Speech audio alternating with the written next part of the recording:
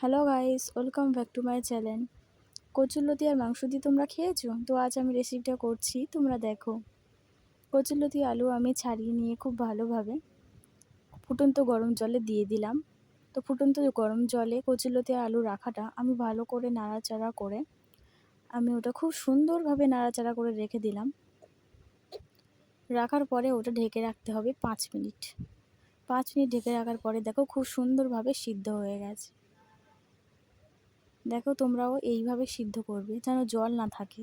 তো এবার আমি তেলের ওপর দারচিনি, এলাচ দিয়ে দিলাম। দেওয়ার পরে কাঁচা লঙ্কা কুচি, পেঁয়াজ কুচি দিয়ে দিলাম। তোমরা চাইলে পাঁচফোড়নও দিতে পারো। তো খুব ভালোভাবে ওটা লাল লাল করে ভেজে নিতে হবে। লাল লাল করে ভেজে নেওয়ার পরে দেখো এমন ভাবটা হবে। হওয়ার পরে এটি টমেটো কুচি দিতে হবে। টমেটো কুচিটা দেওয়ার পরে খুব ভালোভাবে নাড়াচাড়া করে নিতে হবে। নাড়াচাড়া করে নেওয়ার পরে দেখো লাল ভাব এসে যাবে। লাল ভাব এসে যাওয়ার পরে ছোটো ছোটো করে টুকরো করে রাখা মাংসটা দিয়ে দেবে। মাংস কড়াটা দিয়ে রাখার পরে ভালো করে কষে নিতে হবে। তো ভালো করে কষে নেওয়া হয়ে গেল। কষে নেওয়ার পরে একটু ঢেকে রাখতে হবে। রাখার পরে মশলা দিতে হবে। স্বাদ মতো নুন 1 চামচ, হলদি গুঁড়ো 1 চামচ, ঝালের গুঁড়ো 1 চামচ দেওয়ার পরে সরষে বাটা দিতে হবে। সরষে বাটা আমি দিয়ে দিলাম। সরষে বাটা দেওয়ার পরে ওটা নাড়াচাড়া করে ভালোভাবে রেখে দিতে হবে 2 মিনিট ঢাকা।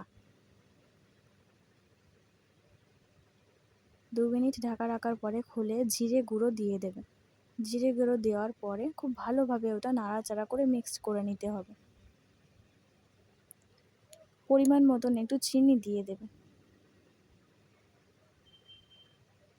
দেওয়ার পরে খুব সুন্দর একটা গ্রেভির মধ্যে আলু আর কচুরলতি সিদ্ধ করাটা দিয়ে দেবে। আলু কচুরলতি সিদ্ধ করা দেওয়ার পরে খুব ভালোভাবে নাড়াচাড়া করে ওটা ঢেকে রাখবে।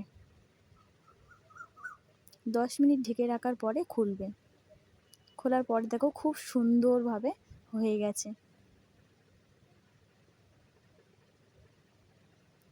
তো রেডি। তোমরাও এইভাবে রেসিপিটা বাড়ি তৈরি করো।